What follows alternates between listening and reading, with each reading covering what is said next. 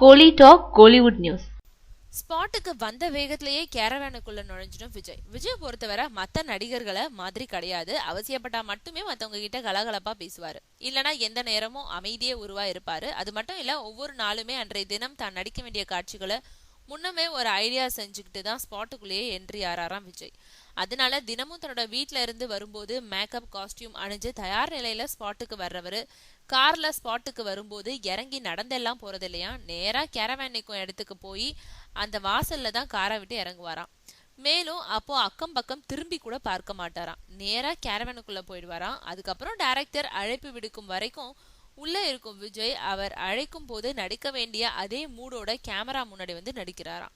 முக்கியமா அந்தந்த கேரக்டர்ல தன்னை முழுமையா வெளிப்படணும்னு நினைக்கும் விஜய் அது காரணமாவே மத்தவங்க கிட்ட அதிகமா பேசுறத கூட தவிர்க்கிறாராம்.